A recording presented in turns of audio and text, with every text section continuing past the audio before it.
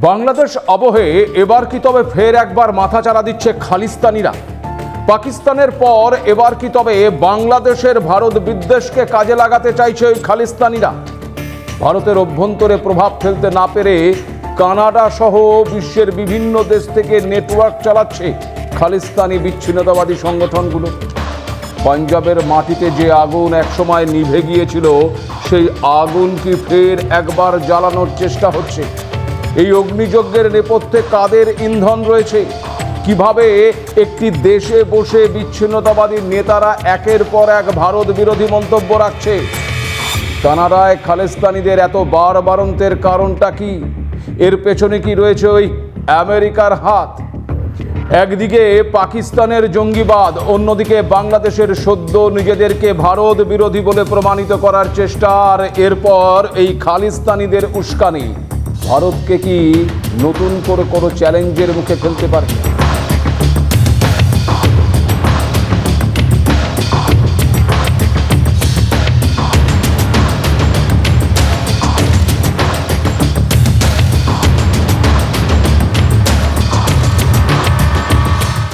নমস্কার, আপনারা দেখতে শুরু করেছেন এডিটার্স ডায়েরি। আমি ভাস্কর দত্ত আরও একটি এপিসোডে আপনাদেরকে স্বাগত জানাই।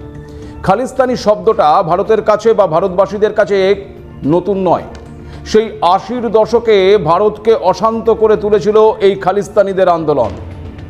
অত্যন্ত শক্ত হাতে সে সময় তা প্রতিহত করেছিল ভারত। কিন্তু তার ৪০ বছর পর ফের একবার মাথাচাড়া দিয়ে ওঠার চেষ্টা করছে এই খালিস্তানিরা। তবে ভারতের মাটিতে যতটা তাদের অবস্থান, তার থেকে এই বিচ্ছিন্নতাবাদীদের অবস্থান অনেক বেশি ওই বিদেশের মাটিতে। সুদূর কানাডা থেকে ভারতের বিরুদ্ধে হুমকি দিচ্ছে আজকের এই খালিস্তানি নেতারা। গত ২৮ তারিখ এডিটার্স ডায়েরির এপিসোডে আপনাদেরকে বলেছিলাম যে খালিস্তানি জঙ্গি গুরপতবন্ত সিং পান্নুনের কথা, যে কিনা ভারতের উত্তর পূর্ব রাজ্যগুলোকে ভেঙে নয়া দেশ গড়ার ডাক দিয়েছে, যে দেশের নাম আবার তিনি দিয়েছেন ট্রাম্পল্যান্ড। জানেন কি কে এই গুরপতবন্ত সিং পান্নুন? এই পান্নুনের বিরুদ্ধে মামলা দায়ের করেছে ভারতের জাতীয় তদন্তকারী সংস্থা। কারণ প্রধানমন্ত্রী নরেন্দ্র মোদীর ১৫ই আগস্টের পতাকা উত্তোলনকে কেন্দ্র করে হুমকি দেওয়ার অভিযোগ রয়েছে এর বিরুদ্ধে। বিভিন্ন সংবাদ মাধ্যমের রিপোর্ট অনুযায়ী পান্নুন প্রকাশ্যে আহ্বান জানিয়েছিলেন যাতে ২০২৫ সালে প্রধানমন্ত্রীকে লালকেল্লায় তেরাঙ্গা উত্তোলন করতে না দেওয়া হয়। এই হুমকিকে ভারতের সার্বভৌমত্ব এবং জাতীয় নিরাপত্তার বিরুদ্ধে সরাসরি চ্যালেঞ্জ হিসেবে দেখছে ভারত।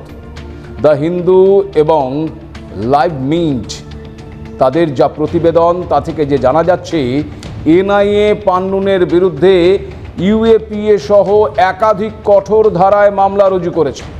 অভিযোগ উঠছে যে এই পান্নুন শুধুমাত্র হুমকি দিয়েই থেমে থাকেননি, বরং এই পরিকল্পনা বাস্তবায়নের জন্য বিপুল অর্থের প্রলোভনও দিয়েছিলেন।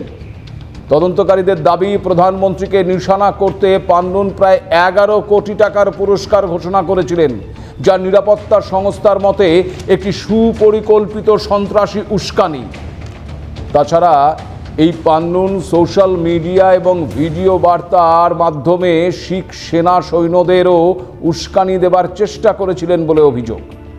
দ্য উইকের একটি রিপোর্ট বলছে এই খালিস্তানি জঙ্গি নেতা পান্নুন সরাসরি শিখ সৈনিকদের উদ্দেশ্যে বার্তা দিয়ে দেশের সর্বোচ্চ সাংবিধানিক কর্তব্য পালনের বিরোধিতা করতে আহ্বান জানিয়েছিলেন।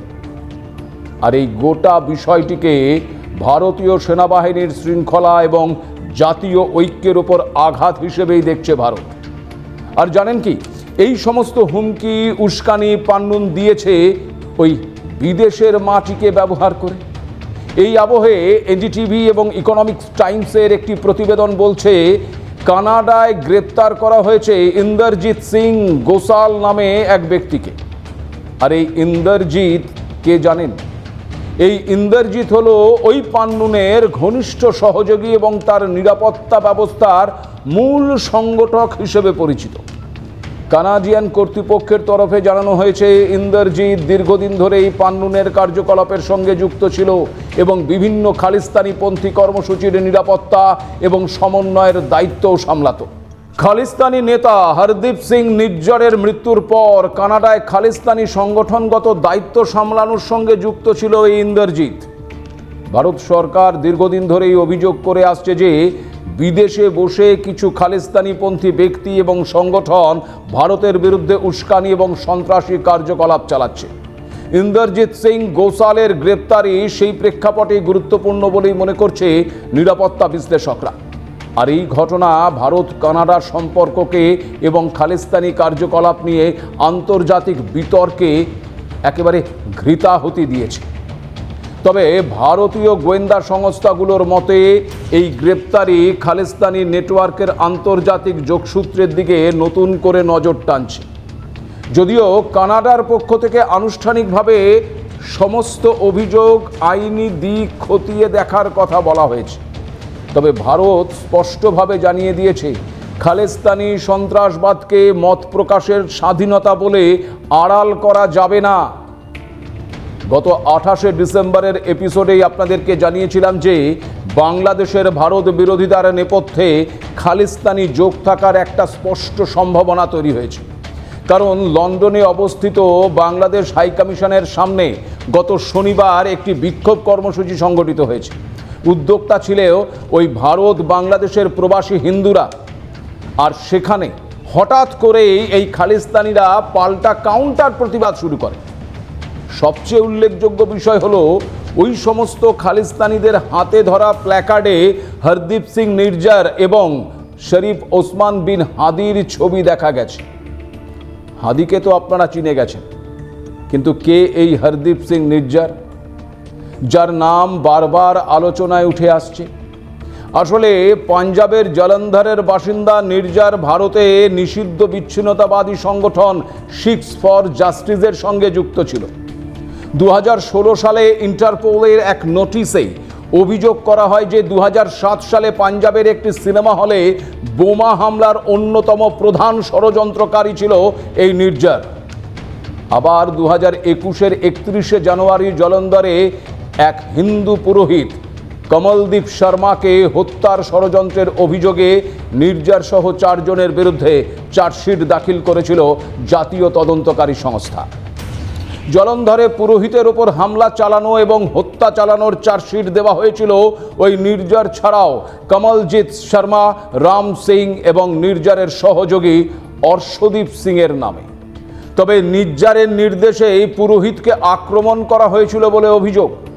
এনআইএর মতে কানাডায় অবস্থিত অভিযুক্ত ওই অর্শদীপ এবং নির্জার উভয় পরিকল্পনা করে এই হত্যা লীলা চালিয়েছিল।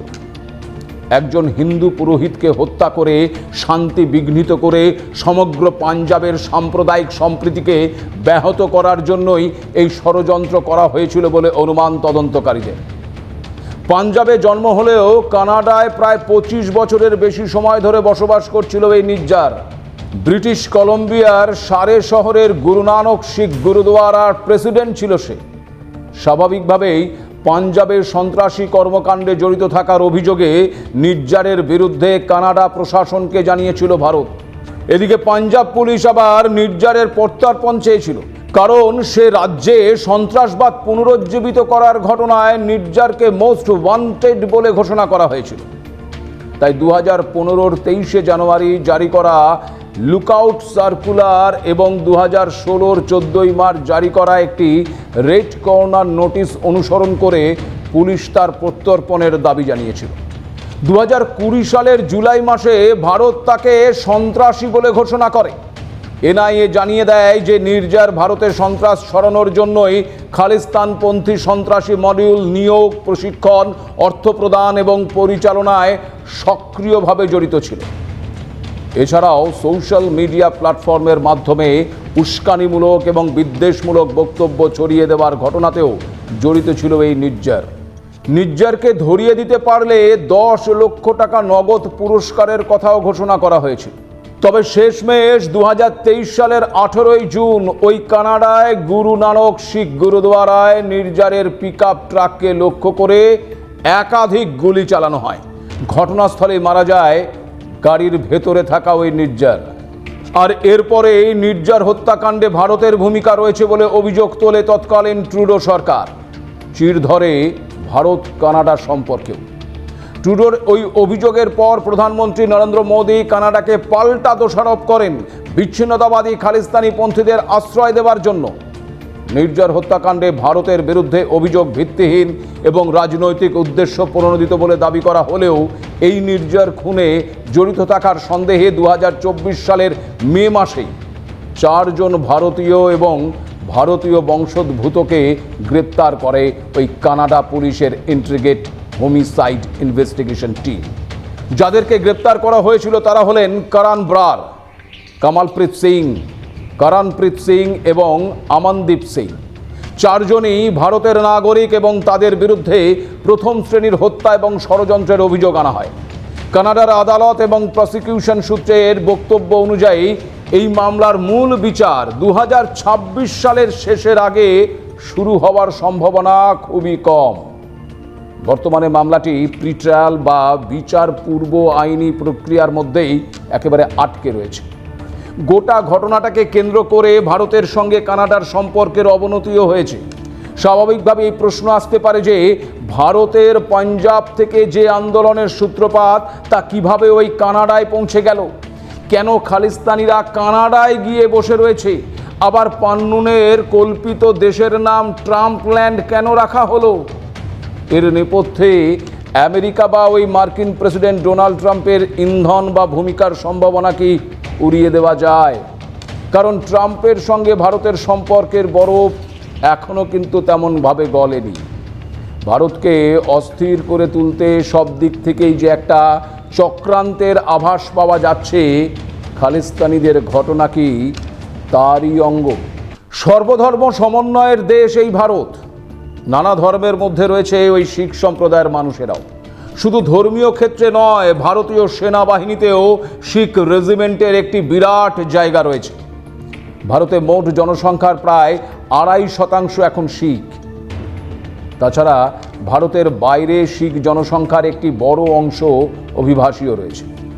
ভারতসহ বিশ্বজুড়ে প্রায় 2.5 কোটি শিখ ধর্মাবলম্বী মানুষ রয়েছেন, যার মধ্যে আবার উল্লেখযোগ্য এই কানাডা। 2021 সালের আদমশুমারি অনুযায়ী কানাডায় শিখদের সংখ্যা সবচেয়ে বেশি, প্রায় 7.8 লক্ষ। অর্থাৎ কানাডার মোট জনসংখ্যার প্রায় 2%ই শিখ সম্প্রদায়ের মানুষ। এছাড়াও যুক্তরাজ্য এবং যুক্তরাষ্ট্রে প্রায় 5 লক্ষ শিখ এবং অস্ট্রেলিয়ায় প্রায় 2 লক্ষ শিখ বসবাস করে। শিখরা মূলত 19 শতকের শেষ থেকে অর্থনৈতিক সুযোগ এবং উন্নত জীবনের খোঁজে ওই কানাডায় পাড়ি দিতে শুরু করে। পরবর্তীতে তাদের অনেকেই আবার ওই কানাডাতেই থেকে যান।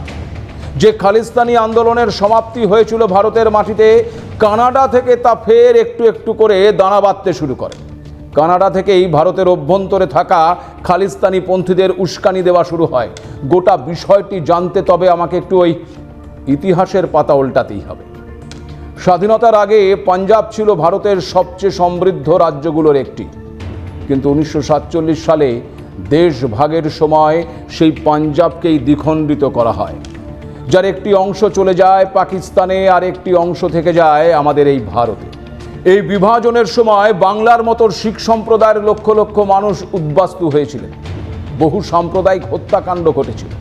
বিভাজনের সেই ট্রমা দীর্ঘদিন শিখদের মধ্যে কাজ করলেও স্বাধীন ভারতের সংবিধান ওই শিখদের পূর্ণ নাগরিকের অধিকার দিয়েছে। পাঞ্জাব হয়ে উঠেছে ভারতের একটি অঙ্গ। সেই সময় আলাদা রাষ্ট্রের দাবি কিন্তু ছিল না। সমস্যা শুরু হয় খুবই ধীর গতিতে। 50 এবং 60-এর দশকে ভাষাভিত্তিক রাজ্য পুনর্গঠনের সময় শিখদের মধ্যে পাঞ্জাবি সুবা বা ওই পাঞ্জাবি ভাষাভাষী রাজ্যের দাবি ওঠে। এর নেতৃত্বে ছিলেন আকালি দল। এই দাবির মূল লক্ষ্য ছিল পাঞ্জাবি ভাষাভাষী অঞ্চলগুলোকে একত্রিত করে একটি ভাষাগত এবং সাংস্কৃতিক পরিচয়ের ভিত্তিতে একটি রাজ্য প্রতিষ্ঠা করা। 1966 সালে সেই সমস্ত দাবি মেনে নিয়ে পাঞ্জাব পুনর্গঠন আইনের মাধ্যমে বাস্তবায়িত করা হয়, যেখানে আধুনিক পাঞ্জাব রাজ্য গঠিত হয়। আর হিন্দিভাষী অঞ্চলগুলো হরিয়ানা, হিমাচল প্রদেশে যুক্ত করে দেওয়া হয়। তবে চণ্ডীগড়কে কেন্দ্রীয় শাসিত অঞ্চল এবং কয়েকটি অঞ্চলকে ওই পাঞ্জাবের বাইরে রাখায় কিছু মহলে অসন্তোষ বজায় থাকে। আর এখানেই তৈরি হয় একটা বড় ভুল বোঝাবুঝি। এরপর 1973 সালে আনন্দপুর সাহিব রেজলিউশন প্রকাশিত হয়। নথিভুক্ত তথ্য অনুযায়ী এতেও কিন্তু সরাসরি স্বাধীন রাষ্ট্রের কথা বলা হয়নি, বরং পাঞ্জাবের জন্য অধিক আঞ্চলিক স্বায়ত্তশাসন, কেন্দ্র রাজ্য সম্পর্কের পুনর্বিবেচনা এবং শিখ পরিচয়ের স্বীকৃতি সহ একাধিক দাবি উঠে এসেছিল, যা ভারতের ফেডারেল কাঠামোর মধ্যে রাজ্যের ক্ষমতা বৃদ্ধি করতে চেয়েছিল। কিন্তু অনেক বিশ্লেষকের মতে এই রেজুলেশনই ভবিষ্যতে বিচ্ছিন্নতাবাদের আদর্শিক ভিত্তি তৈরি করে দিয়েছিল। এই সময় সামনে আসে একটি নাম, জারনাইল সিং ভৃন্দানওয়ালে। ভৃন্দানওয়ালে কোনো নির্বাচিত নেতা ছিলেন না, তিনি ছিলেন ধর্ম প্রচারক, কিন্তু রাজনীতির মঞ্চে তাকে তুলে আনা হয়। অভিযোগ রয়েছে তৎকালীন কংগ্রেস নেতৃত্ব আকালি দলকে দুর্বল করতেই ভৃন্দানওয়ালেকে ব্যবহার করেছিল। এই অভিযোগ ভারতের রাজনৈতিক ইতিহাসে বহুবার আলোচিত হয়েছে। ভৃন্দানওয়ালে ধীরে ধীরে চরমপন্থী বক্তব্য দিতে শুরু করেন, শিখদের নিজেদের অধিকার রক্ষায় সশস্ত্র হওয়ার আহ্বান জানান।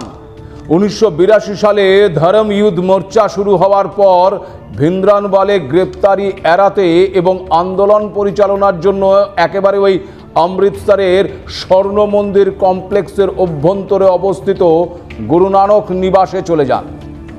আর এরপর 1983 সালের শেষ দিকে তিনি কমপ্লেক্সের একেবারে অভ্যন্তরে পবিত্র অকাল তখ্ত দখল করেন। তার অনুসারী ওই সশস্ত্র যুবকরা মন্দিরের ভেতরে অবস্থান নেয় এবং জেনারেল শাহবেগ সিংয়ের নেতৃত্বে মন্দির চত্বরকে একটি দুর্গে পরিণত করে।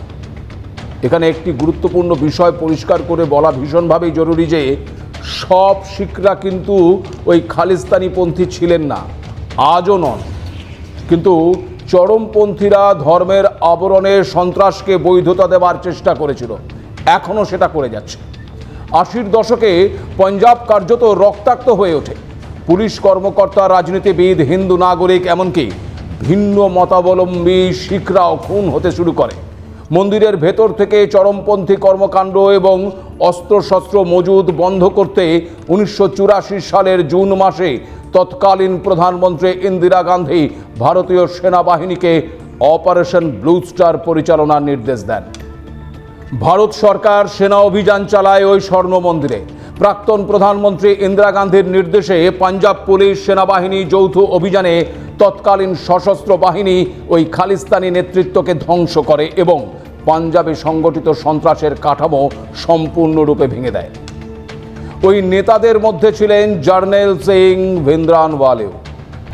আর এই অপারেশনের সাফল্যের কিছুদিনের মধ্যেই রাজধানী দিল্লিতে প্রধানমন্ত্রীর বাসভবন এবং দপ্তরের মাঝের করিডোরে 2 শিখ দেহরক্ষীর গুলিতে মৃত্যু হয় ইন্দিরা গান্ধীর।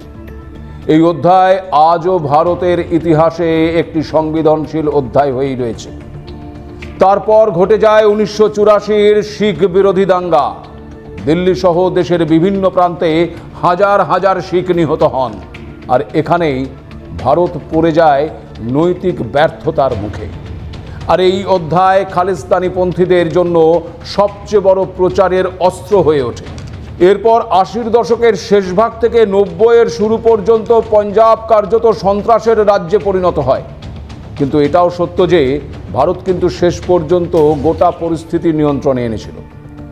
কেপিএস গিলের নেতৃত্বে পাঞ্জাবে সন্ত্রাস দমন করা হয়। 90-এর মাঝামাঝি থেকে পাঞ্জাব ধীরে ধীরে স্বাভাবিক ছন্দে ফেরে। আজ পাঞ্জাবের সাধারণ মানুষ ওই খালিস্তান চান না। নির্বাচন, অর্থনীতি, কৃষি এসবই তাদের চিন্তার বিষয়। কিন্তু খালিস্তান বেঁচে রয়েছে দেশের বাইরে। খালিস্তানি আন্দোলনকে বাঁচিয়ে রেখেছে কানাডা, যুক্তরাজ্য, অস্ট্রেলিয়া, আমেরিকায় থাকা একটি ক্ষুদ্র কিন্তু সংগঠিত প্রবাসী শিখ গোষ্ঠী। আর এখানেই প্রশ্ন উঠছে, বিদেশি মদত ছাড়া এই আন্দোলন বাঁচিয়ে রাখা কি সম্ভব? কানাডা বা ব্রিটেনে মত প্রকাশের স্বাধীনতার আড়ালে খালিস্তানি সংগঠনগুলো তাদের কার্যক্রম চালাচ্ছে। বর্তমান পরিস্থিতিতে খালিস্তান আন্দোলন মূলত সোশ্যাল মিডিয়া এবং প্রোপাগান্ডার লড়াই হয়ে দাঁড়িয়েছে। গণভোটের নাটক, বিকৃত মানচিত্র কিংবা ভারতীয় দূতাবাসে হামলা, এগুলো আসলে কোনো গণসমর্থনের প্রতিফলন নয়। এই সব কিছুই আসলে ওই উস্কানি। আর ভারত একেবারেই জানিয়ে দিয়েছে যে খালিস্তান ভারতের জন্য একেবারে অগ্রহণযোগ্য, 1 ইঞ্চি জমিও ছাড়া হবে না। একই সঙ্গে ভারত বারবার বলে আসছে এটি কিন্তু ধর্মের বিরুদ্ধে নয়, সন্ত্রাসের বিরুদ্ধে লড়াই। আর এখন প্রশ্ন হলো, সরাসরি ভারতে প্রভাব ফেলতে না পেরে পাকিস্তানের পর এবার বাংলাদেশের ভারত বিদ্বেষকে কাজে লাগাতে চাইছে ওই খালিস্তানিরা। স্বাভাবিকভাবেই বিদেশি শক্তিগুলোর প্রশ্রয় ছাড়া তা যে কোনোভাবেই সম্ভব নয় তা তো বোঝাই যাচ্ছে। তবে যাই হোক, ভারত ভাঙার বাস্তব সম্ভাবনা কিন্তু একেবারেই যে নেই তা অত্যন্ত জোর দিয়েই বলা যায়। কারণ ভারতের সমস্ত রাজনৈতিক দলই ওই খালিস্তানিদের আন্দোলনের বিরোধিতা করছে, ভারতের শিখরাও তাদের বিরোধিতা করছে। তবে এটাও অস্বীকার করা যায় না যে এই ইস্যুকে ব্যবহার করে ভারতকে আন্তর্জাতিক স্তরে বিব্রত করার চেষ্টা চলবে।